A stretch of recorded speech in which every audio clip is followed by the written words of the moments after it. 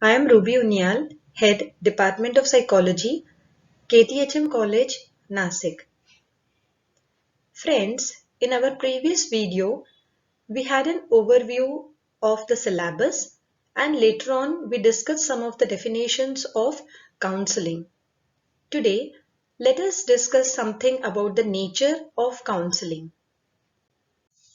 Now, at the very outset, let us have a look at how Colin Feldman and Wendy Dryden have described counseling in 1993 in the Dictionary of Counseling.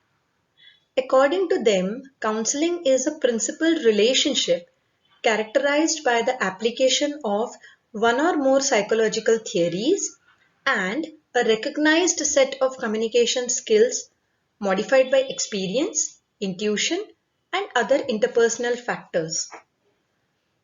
It is to clients' intimate concerns, problems, or aspirations.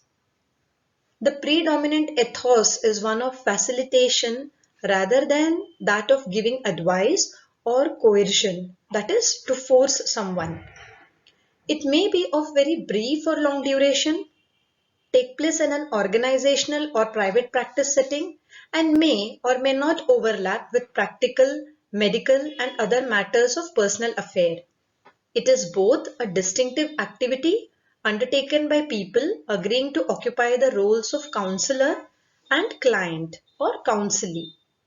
Basically, counseling is an emergent profession today.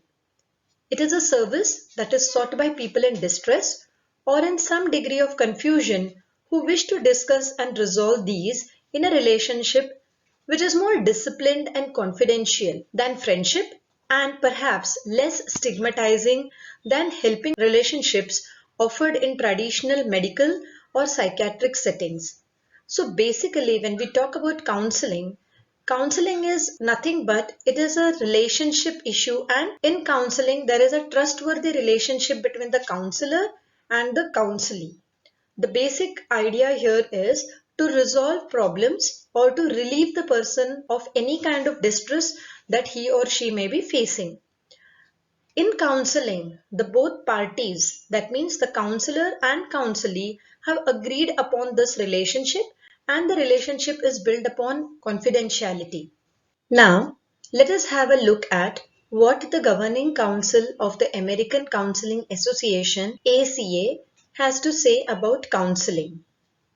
According to them, counseling is the application of mental health, psychological or human development principles through cognitive, affective, behavioral or systemic interventions, strategies that address wellness, personal growth or career development as well as pathology. The definition also includes these additional attributes. Counseling deals with wellness, personal growth, career and pathological concerns. In other words, counselors work in areas that involve relationships. These areas include intra and interpersonal concerns related to finding meaning and adjustment in such settings as schools, families, and careers. Counseling is conducted with persons who are considered to be functioning well and those who are having more serious problems. Counseling meets the needs of a wide spectrum of people.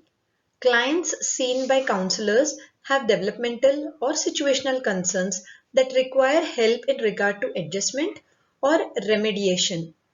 Their problems often require short-term intervention, but occasionally treatment may be extended to encompass disorders included in the Diagnostic and Statistical Manual of Mental Health Disorders of 1994 given by the American Psychiatric Association. Now, counseling is theory-based. Counselors draw from a number of theoretical approaches, including those that are cognitive, affective, behavior, and systemic. These theories may be applied to individuals, groups, and families. Counseling is a process that may be developmental or intervening. Counselors focus on their clients' goals. Thus, counseling involves both choice and change. In some cases, counseling is nothing but it is a rehearsal for action. Basically, we see that in all the counseling process, the counselor has to do nothing but facilitate the person for his personal growth.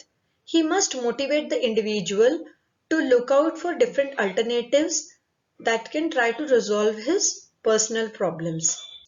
Let us now have a look at what the characteristics of counseling are.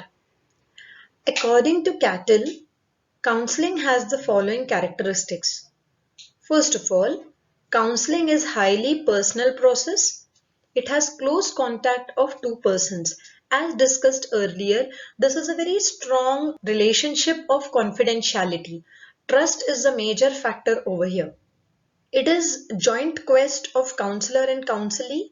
That means both of them together are trying to find solution to a particular problem. So basically there is a quest and it is a joint quest. The counselor brings change in his feelings and emotions. The counselor should have full understanding of his task. That is, counselor must very well know what exactly he is supposed to do.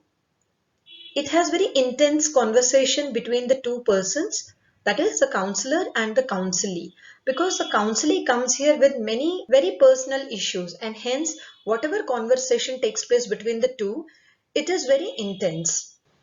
The next point is the interview is the basic technique for counseling process. That is, it is a major tool that the counselor uses. Counseling deals the problems of abnormal behavior and emotional problems. Counseling releases him from the feeling of inferiority and compulsion. The purpose of counseling is to make counselee cheerful, to gain confidence for social responsibility. And group counseling is an anomaly, although we have group therapy, but group counseling is something that does not function very adequately. Now let us look at the counseling process. The counseling process is a planned, structured dialogue between a counselor and a client. It is a cooperative process in which a trained professional helps a person called the client, or also called as the counselee, to identify sources of difficulties or concerns that he or she is experiencing. Together, they both develop ways to deal with and overcome these problems so that person has new skills and increased understanding of themselves and others. The counseling process, for example, students in a college or university may be anxious about how to study in university, lack of clarity on educational or career directions. They may have difficulty living with a roommate of another race or religion, or have concerns with self-esteem, feeling with being stressed out, difficulties in romantic relationships, and so forth. In all these problems, they seek the help of a counselor. So basically, the counseling process eases the person of whatever distress or whatever difficulties he is facing in his normal functioning. Now, the process of counseling is very systematic procedure and we have to follow certain stages in counseling. So let us have a look at these stages. There are five major stages that we will look at today. Here is what they are. The first stage is also called as the initial disclosure. The second stage is in-depth exploration. The third stage is commitment to action. The fourth, counseling intervention, and stage 5 is evaluation, termination or referral. We can also broadly give the stages, or these stages can be broken down into three basic stages. The initial stage or the initial disclosure stage, middle stage or in-depth exploration stage, and third, that is the last stage or commitment to action stage. Now different people have divided this counseling process in different manner, but roughly they contain these stages. Friends, initially we have seen different definitions of counseling. In the present video, we try to understand the nature of the counseling process.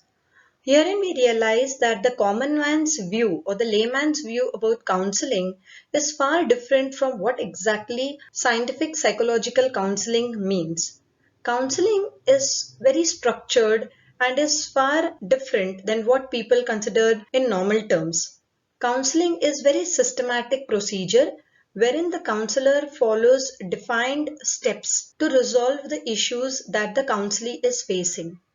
The whole relationship between the counselor and the counselee is a relationship of trust wherein the counselor motivates or facilitates the counselee for personal growth and also to enhance his skills to resolve his problems. We have initiated the topic on counseling process. We are going to study the various stages of counseling in detail in the forthcoming videos. I hope all of you have listened very carefully to this video. You must be taking down running notes as well. Thanks a lot for watching.